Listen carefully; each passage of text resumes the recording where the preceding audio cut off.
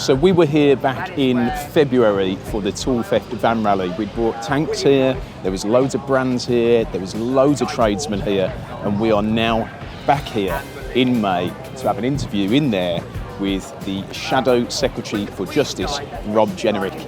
And the reason for this is Rob has been pushing the tool theft agenda for us and helping to gain mainstream media attention to the issue alongside Schweb. So today, myself, Schweb, we're going to have a sit down with Rob and see how we can get this sorted with the MPs that obviously reside just here in the Houses of Parliament behind us.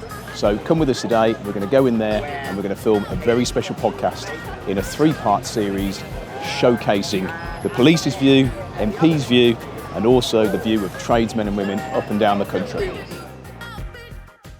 So here we are with another Trade Legends podcast, and we are in a completely different setting this time. We are in the Houses of Parliament, Westminster, and we have Rob Jenerick here, who is the, what's your role? I'm Rob? Shadow Justice Secretary, and I'm Member of Parliament for Newark in Nottinghamshire. Yeah, and we have Schweb, the gas expert, which I'm sure nobody needs any introduction with Schweb and the stuff that he's been doing around tool theft. So the idea is to come here today. We've seen lots of dawn raids, we've seen you on GB News, but to get the inside sort of scoop as to the inner workings of how stuff goes through Parliament and the stuff that you've been doing alongside Schweb to sort of combat tool theft and sort of where you see this progressing. So I just wanted to sort of get an idea from you of your views on what's happening, what sort of happened to get to this point with Schweb and how you two sort of got together to sort of try and tackle this issue that we've got for the trades. Well, it's an issue that I've known about for a while. It's obviously been going on for far too long. And a number of people in my constituency in Newark came to me, tradespeople who had their vans broken into, sometimes their homes broken into when they're taking their tools out of the van at night. And they just didn't feel the police were doing enough about it. And then on top of that, I became increasingly aware of the fact that these tools were being sold flagrantly in plain sight in car boot sales all over the country. And you know, we've all been to a car boot sale. I support car boot sales like anybody else, but it's completely wrong that you've got blatant criminality happening on these sites, and it's that sense of impunity that nothing is going to happen that means people will do this, and it just seems to be getting worse and worse. And then I saw the incredible protest that happened that Schweb helped to organise outside Parliament, which you may have seen, when hundreds of tradespeople came here, really raised the profile of the issue. Schweb, I think, drove a tank through central London to Parliament Square. Yeah. And after that, we got in touch and decided to work together. And Schweb took me to Willow Farm, a car boot sale in Essex, where I was frankly shocked by what I saw. Yeah. Did you think the issue was as bad as what you... It was even worse than I could possibly have imagined. There were thousands and thousands of tools.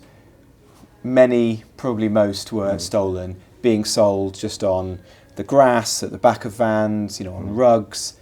No one seemed the slightest bit worried about trading standards, the council, the police turning up. And in fact, it wasn't even just tools. You had knives, machetes, crossbows, loads of stuff that looked like they'd been nicked from shops as well. And I was absolutely disgusted by it. We produced a video, which GB News then put out for us, and we wrote to Essex Police, and then they came a few weeks later and did a raid, fair dues to them, and made arrests. And then a few weeks on from that, with Schweb and with the local Member of Parliament, Louis French, I was contacted by the Met Police and invited to a raid that they were doing, which I went to. And all credit to the Met for doing that. They had 40 or 50 officers, a major operation that they planned, and once again, on a car boot sale, thousands of tools being sold, alongside a lot of other things that shouldn't have been being sold as well. Arrests were made, tens of thousands of pounds of stolen goods were seized. Hopefully some of that will get back to the tradespeople concerned. And so we're going to keep fighting this cause, raising it across the country, pushing more police forces to take action as Essex and the Met now have. Every police force should be doing exactly the same, raiding these car boot sales. And in Parliament, I'm working to see if we can change the law. Yeah. Because it is mainly about enforcement, but I also think the police could be given stronger powers. And so we, the Conservative Party, put down an amendment to the crime bill that was going through Parliament. Unfortunately, the government didn't support it, but there's also a private members bill going through, which does broadly the same thing. And so I'm hopeful that by hook or by crook, we can change the law. And what we want to do is have the law recognise the fact that breaking into a tradesman van is not a minor crime. This is absolutely devastating for the tradesmen, their business, their family. You know, there are tradesmen who have even contemplated suicide after this has happened. And so the people who are doing this should feel the full force of the law, and there should be proper powers and sentencing available to the police and the courts when they do catch these people. I mean, do you feel that a lot of people within the Westminster bubble don't realise just how bad the issue is? Because as tradespeople, I mean, this has sort of been going on for many years. It's got to a point now, and obviously you're one of probably a rare few that it seems actually understands what's going on. What's the consensus in here for MPs? Is it not high on priority for them? What is it that sort of they haven't cottoned on yet to the effects that it's having on tradespeople? What do you think? Well, I don't think enough MPs have taken it seriously, and neither have the government and the Conservative government before as well. You know, my dad was a gas fitter, started a business in a white van, and so it's something that I know and understand. I remember when his van was broken into. This is way back in the 1980s, and you know, you wake up, you find that your business is ruined, isn't it? It's then going to take days, maybe weeks to get back into business. You've let customers down. There's going to be an insurance claim. If you do that, your insurance is going to get hiked, and the situation today is much, much worse than it was back then. I think more MPs need to get out of Westminster, frankly, talk to their constituents, understand what's happening, how impactful this is on people's lives, and that would make them more likely to back the kind of action that we're taking. But there are people within Parliament who take this seriously. My colleague Matt Vickers, for example, who's the shadow policing minister, his dad was a builder. He knows exactly how serious this is. So we're trying to get a kind of coalition of members of Parliament, all parties, together, take this issue seriously, push the police to take action, see if we can change the law so that you've got stronger regime, you know, stronger powers for the police. And one of the things I'm asking all MPs to do is get in touch with their local force and get their local force out raiding these car boot sales. If it's happened in Essex, if the Met are now taking it seriously, let's see if we can do this everywhere, because this is 7 days a week, hundreds, maybe even thousands of car boot sales now across the country. We want to use the spring, summer of this year to really put pressure, turn the screws on the people who are doing this. So they know that they can't just get away with this. There are going to be consequences, and that we have the backs of tradespeople. I mean, most people watching or listening to this are going to sit there and think, we don't understand the inner workings of what happens here.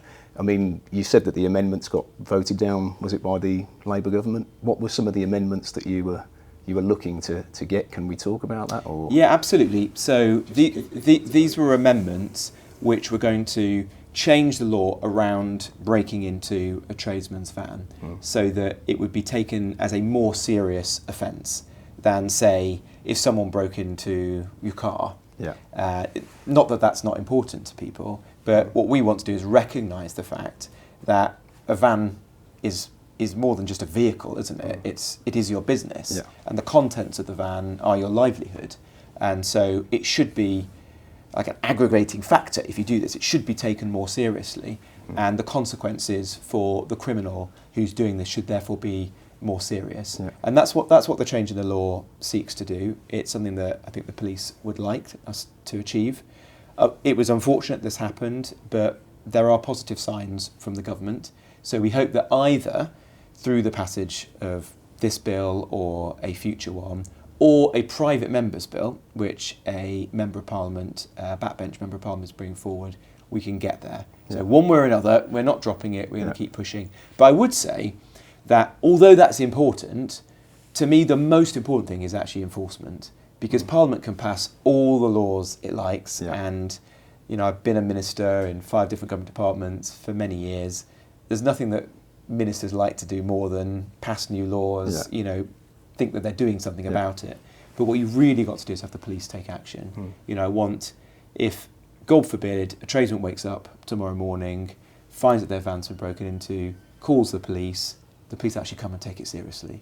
Not just give you a crime number for your insurance claim, but there's actually a proper effort to investigate and find it, and take action, find the person, find the tools.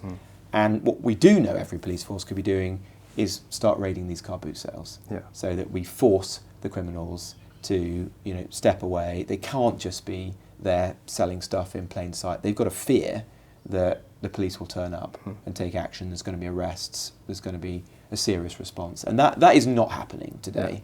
Clearly, it is in some places, and as I say, I'm very grateful for the action that the Met and Essex Police have taken latterly.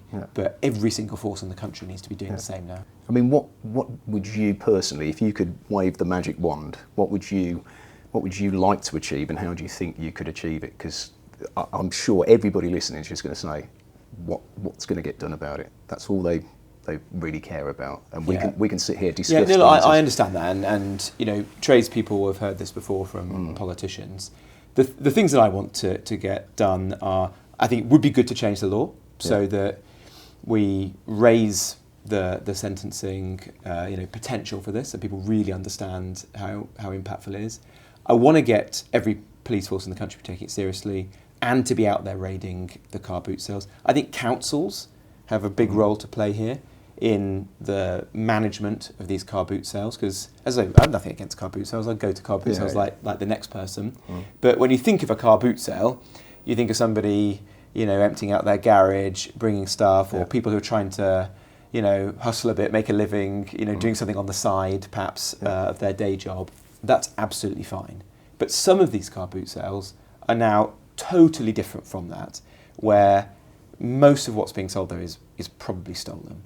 And not just stalls, you know, you can see things that appear to have been stolen from a shop, like a stall where there's, you know, 10 bottles of shampoo, 10 bottles of Galaxy chocolate and some deodorants. It's like, no one has that. That's not someone's kitchen, is it? Or something they bought from a cash and carrier trying to sell in a store. It's probably been stolen.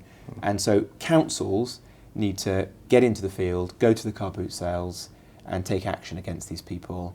Frankly, so you can save car boot sales, because otherwise they're going to have to be shut down, aren't they? Or they're going to have to be regulated in some way, and that's not really what I want. I want to restore them to being the sorts of things that they were previously. So I think if we can do those things, that would make a big difference. We're obviously also trying to play our part in Parliament about encouraging tradespeople to mark their tools. I mean, I know that's you know, the treating the consequences rather than the root cause, but nonetheless, if you can mark your tools, and rather than just doing it in the sort of old-fashioned way of putting your initials on, very hard to trace those back. Shreb, do you just want to talk us through this? Because you know a bit more about it, being a tradesperson, how they can look after their tools. So I've done a lot of work with Selector DNA. It's a forensic marking system that, you know, you mark your tool. It's got a DNA built into the liquid itself. So one of these kits retail around about £60, including VAT, and you can mark up to 50 tools. So on average, you're talking about £1 a tool. So where tradespeople spend thousands of pounds on their kit, tools, it's worth just putting a bit of mark on your tools as well, because it helps the police. The system is linked so they can access it. They can find who it belongs to. All you need to put down is your name, telephone number, and email address. That's all it is. You can register all your tools on it if you really wanted to, but the actual system itself, if the police were to recover it, the chance of you getting them up is very high. So where the police have raided 2 car boot sales, I believe there was 4 or 5 items that were marked in the whole thing with Selector DNA, and they already know who it belongs to. They'll be getting the phone calls and getting their stuff back. So it's so important to mark your tools. Otherwise, the chance you get them back is 0. Writing initials on them doesn't work, because that's okay for site where 2 tradespeople are working. You know that's my drill, that's my battery, because you've put your initials on it. But for the police, JWBM means absolutely nothing, and that's why it's so difficult. The task that they've got to deal with these tools now. £500,000 got seized from one or 2 car boots that just happened last week. They have got tons of tools sitting there. They just don't know what to do with. Now to go through each one of them, trying to find the owner, the serial numbers in most cases are already scratched off. There's nothing written on the tools. So how are they? I actually feel sorry for them because of the amount of work they've got to do. I was in that compound. I was looking at the tools and I was thinking, even I don't want to deal with this because that is too much to go through. Because they're not going to get anywhere with it, and I know initials don't really help. But now they still have to go for all this. What can a tradesperson do to sort of, interlink with the stuff that Rob's doing here? How do we bring it all together? So if you're saying they've got to mark the tools and stuff like that, how does all this eventually interlink together? If you're doing the legislation and you're getting all this stuff passed, we've got the police who are doing these raids and these getting marked. How do we bring everything together? How can tradespeople play their part? This is the thing. So it's been about a year and so where I've been fighting this whole cause, and now we have got momentum. So much is happening. The police have started moving as well. They're doing these raids, they're checking things, they're all taking it seriously. But again, if the tradespeople aren't marking them, so it sort of goes the other way around then, doesn't it? You're not getting anywhere because they're doing their bit, but tradespeople aren't doing their bit. So it's so important to get the message out for people to start marking the tools the right way, and this, in my eyes, is the correct way. When I first came across and I met one of the police officers and they showed me this kit, I didn't believe I'm seeing something that I saw 20 years ago, because I bought a camera from Dixon's, and at that time they used to give you these kits out at that time to mark your camera just in case you lose them, the police can return it back to you. And when I saw Selector DNA and I opened up the stickers and I saw, I remember this, I was in school when I had this camera.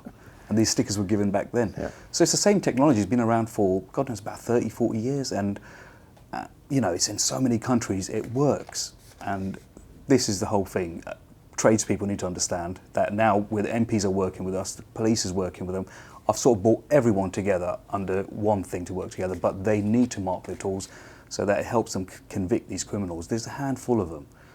But honestly, it's organised crime. So if we can reduce the crime, at least, if we're not going to finish it completely, at least it's something, and that's where we've got to head towards. Just make your tools hot to handle and automatically put them off doing it. Yeah, because that's the other thing which I wanted to try and tie that up with. Obviously, you work on, I see the government doing sentences and letting people out early and stuff like that.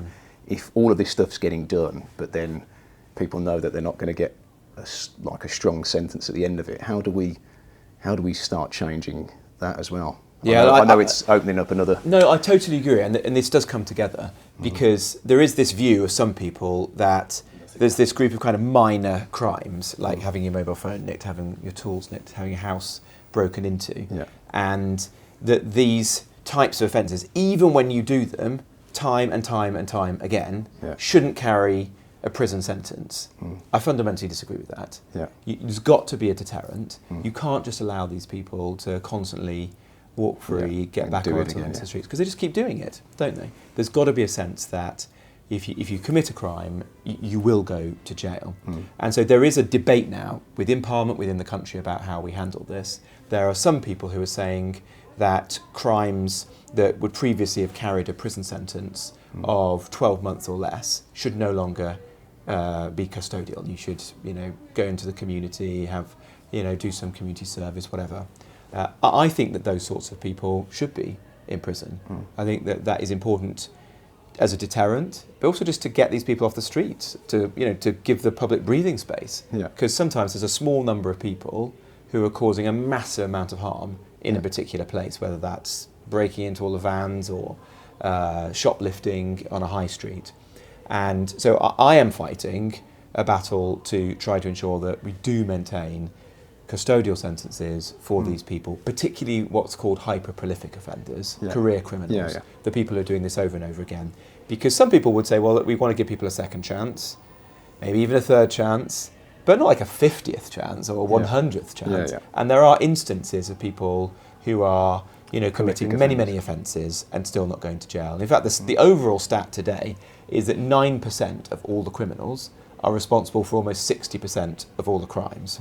So we, those of us who are in Parliament, the government and the police, should be going after those career criminals and making sure they're prosecuted and putting them in jail as a matter of public protection. And that is part of the issue with tool theft, because it's very clear that there are some people at the heart of this who are doing this every single day, who are responsible for stealing hundreds, thousands of tools, selling them on at things like car boot sales. And when they are caught by the police as a result of good work like the raids that I've seen recently, 100% they should be prosecuted, and if they've got the evidence, they should go to jail. I agree. I mean, with car boot sales as well, they're cropping up everywhere. I was in Enfield yesterday and I saw a sign up that there's another car boot on Wednesday. So we've got Monday to Sunday car boot sales going on. Retail theft, as you know, the numbers are high as well, and plus the high street's struggling as well. They're paying higher rates, rents, wages, insurances, all of this stuff to have their stores. B&M, Poundland, they're cheap enough to go and buy stuff from. Why do people tend to go to a car boot sales to buy all this stuff anymore? Because you've got to understand the bigger picture, because there you're even getting it cheaper than there because they're all stolen. They don't really care what they're selling it for. 10, 20, 30 pound items. Olive oil, take that for example. £13 in Tesco's, the bottle. Car boot sells £3 or £4. Right? Because it's stolen, it's attractive. And you can't get into a car boot sales around here. You need half an hour in the car park just to get in. Do you remember when me and you went? 20 minutes we couldn't find car park space. It's that packed out. It's like the new retail store. And why is the government not looking at that? Why are they not looking at why are these all cropping up everywhere? Who's giving them licenses? Most of them are trading without a license. So there's is it the council that gives car boots licenses? Who gives? I believe it is. It's the council, It is, But we've rang a council about a couple of car boots, so they don't even have a license. They said it expired how many years ago? Right. Why are they not shut then? Why are they still trading? This is what I don't understand. The whole system is messed up. No one's Disjointed, checking anything, and now it's gone to a scale. The problem is at an industrial scale. Yeah. That's the problem. It's not a small problem anymore, and it's gone out of hand. And if I mean, there's a creeping sense that crimes are being decriminalised, whether it's phone theft, nicking things from shops, tools, and you've got to fight against that because I don't want to live in a country where that's the case. And I've had messages off tradespeople that have quit the trade, and the ones that say if this ever happens to us again, that's it. Well, Dave Bishop, who we had on the show, he had his van done 16 times. Wow. 16 times. Yeah. And you Same just as think, Or is he just thinking giving up now? So he's keeping he's going? moved house twice, I think, because they kept targeting his house, and then they actually came into it. They broke into his house while he was asleep because he took all the tools inside.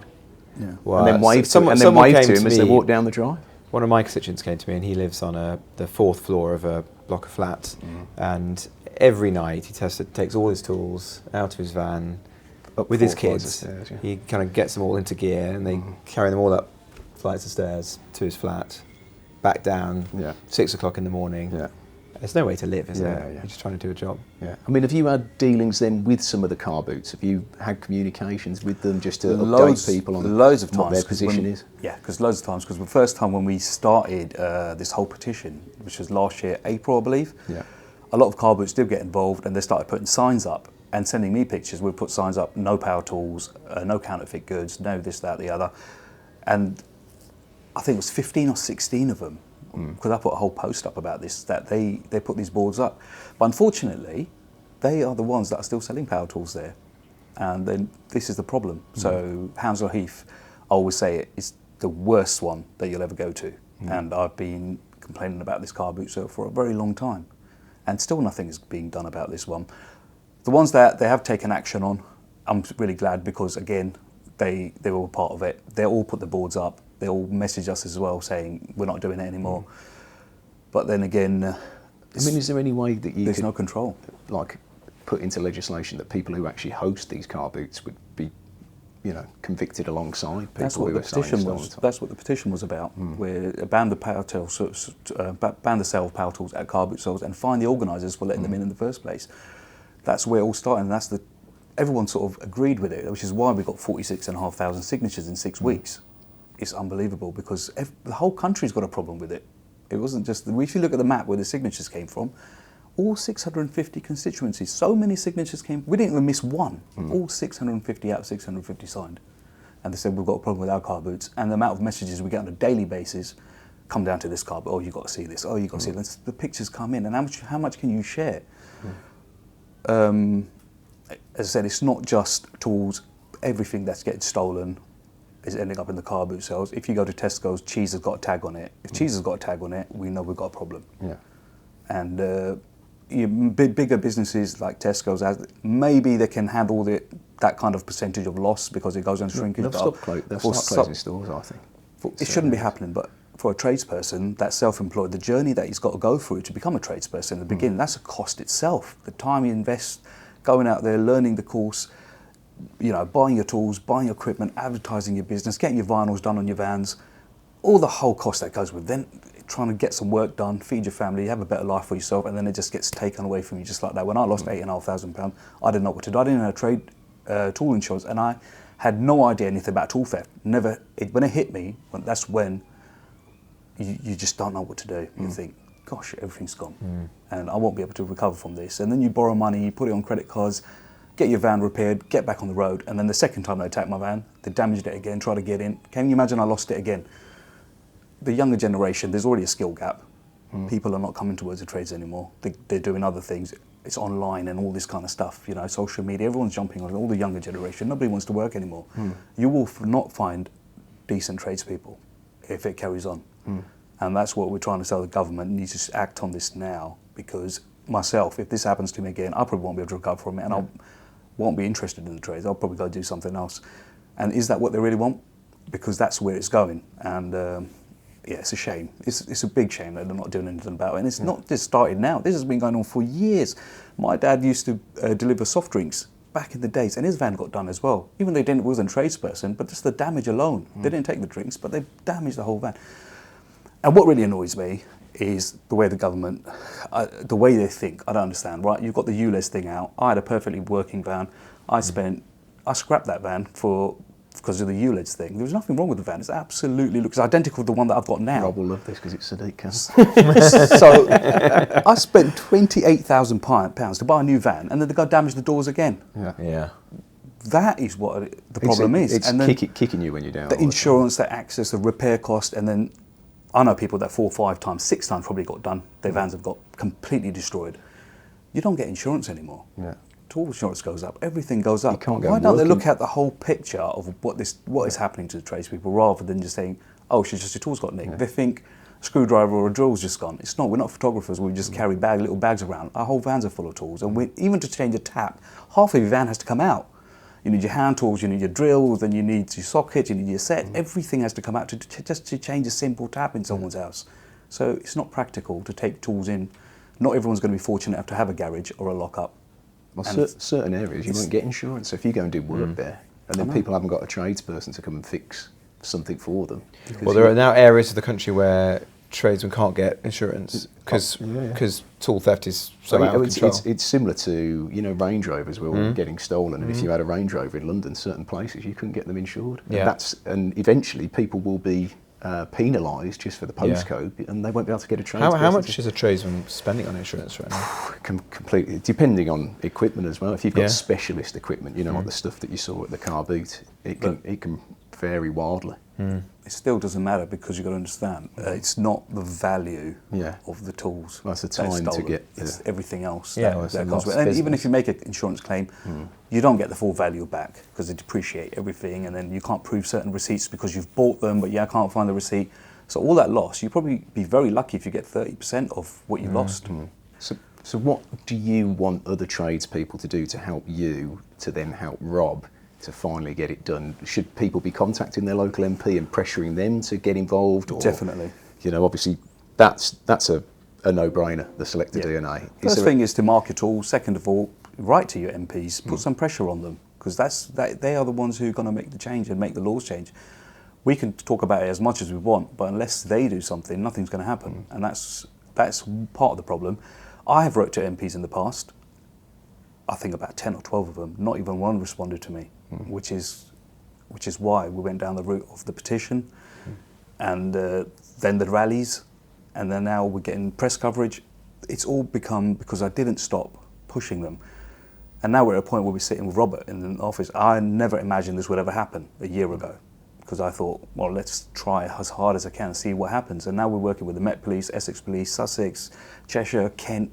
Everyone is getting on board, but we really need the police forces and the MPs to take action, to literally go to these car boot sales, go to the place where it's all sold. Forget chasing these thieves. Go to where it's, and just have a look at what is going on under their noses. And then that is where they can make a plan and probably work together, get something done.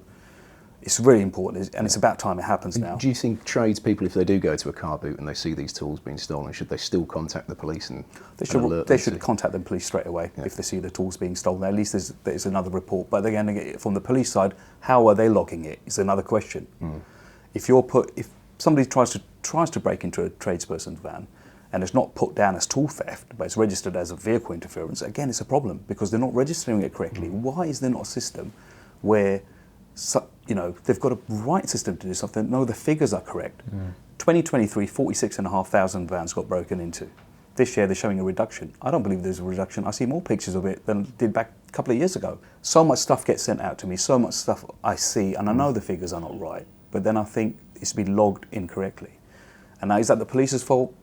Or is it the system? What is it? Is there anything you think tradespeople can do to help Schweb or help yourself? I get think that behind they you should on what all you do? contact their members of parliament and ask them to get involved, to put pressure on the government one way or another to change the law. The members of parliament should be writing to the chief constables of their local police force. What are you doing? It's good, and highlighting the fact that there are some forces that are now taking action. But what's happening in Essex and Norfolk and Devon and Cornwall, you name it, everywhere in the country, get them out there. And what I learnt was, as a member of parliament, obviously our job is to be here in Westminster and speak in debates and scrutinise legislation and so on. But you can also just get out into the country and you can make change happen yourself if you literally roll up your sleeves and do things. And so when I went out, thanks to Schweb, to the car boot sale, gave the information to Essex Police. In fairness, they acted, didn't they? They then went and raided the site. And also, I think it was the Met Police that actually took... It was the Met, sorry. It was the Met. Yeah, it was the Met. Yeah. Also, tradespeople today have a big platform. Yeah. Don't underestimate media, that, because most tradespeople are on social media. Many are very good at it. On Instagram, TikTok, Facebook. All of their customers, their families, their friends are following them. How many followers have you got on Facebook, for example? Across all socials, about 85,000, I think. Yeah, these are big numbers. So you can put out a video and it'll be viewed by millions of people. You've had videos that have been viewed by hundreds of thousands of people, haven't you? So don't underestimate the platform you've got. Use that to highlight the issue, whether it's people like yourselves or individual tradesmen and women across the country. And I think we can, things are moving in the right direction, but obviously there's a massive amount that needs to be done. Yeah. So let's turn the good work that's been done in recent months into a proper national campaign. The issue, I think, with a lot of tradespeople is they see everybody bickering in Parliament. And I feel like if people can put the party politics aside for a little bit and just, I know people want the glory. This has been going on for a very long time, hasn't it? And it affects millions of people, frankly, in the country. And so everyone in Parliament should care about this. Yeah. And there is reason to believe we could take action and make the lives of tradespeople better, because you're amongst the hardest working people in the country. We all rely on you. Yeah. As you rightly say, it's a struggle to get the next generation to go into some of these trades, despite the fact that you can build a good career, you can earn decent money, but nonetheless, people don't always go into them, and we don't want to put up any barriers to that, do we? Yeah. Like one thing I'll touch on before we finish is I've got to congratulate the police, because I feel like they do get a rough ride. There's not enough, I don't think, police on the streets to cover what's going on, but I also feel like we should be giving them props for the work that they have done and the wins that they are getting, because a lot of tradespeople, you see the comments, especially you, when you're reading these comments, because I see you arguing with people, the police are useless, they don't do this, they don't do that. But I think now we're all moving in the right direction. I honestly feel like I've got to say well done to the people that are helping out and getting things done. Because totally. Look, I can't praise the Met officers that I've worked with more highly. They contacted me knowing I was interested in this, invited me to go out on a raid, and their professionalism was obvious. They worked for hours that day, making arrests, working to break into a van that was then absolutely rammed with tools, taking action. What we just got to do is bottle that and transport it. Make sure that every force in the country does exactly the same. Because I understand as a tradesman, you probably feel no one's doing anything about this, because you will know so many friends where nothing seems to have happened. But if we can at least show that the tide might just be turning, and that there are good officers out there who are really taking action, and there are people who are taking interest, then that gives heart to those people. And what I want to see is the people behind this arrested and going to jail, because these are disgusting people, aren't they? Who are wrecking people's livelihoods, their lives, their families' lives. The stories that I've read on Facebook groups, like yours, are really, really serious. Of people who contemplated suicide, who had to go and beg, borrow tools and money from family, friends, 80-year-old mums and dads, just to be able to get back into business and put food on the table for their kids. Yeah. No one deserves to live like that. Yeah. Because I said to you, I think it will take someone to actually end up losing a life for it to actually get the traction that it should, which it should never come to that. So, but yeah, thank you very much for your time, Rob. Thank you. I appreciate that. I'm pleased we've brought you here wonderful setting. To the Palace of Westminster. Thanks, Schweb, as well, for all the hard work you do, mate. Thank you. Appreciate it. Thank you. Thanks, Rob. Good job. Thanks, mate. There you go. All done. It's a wrap.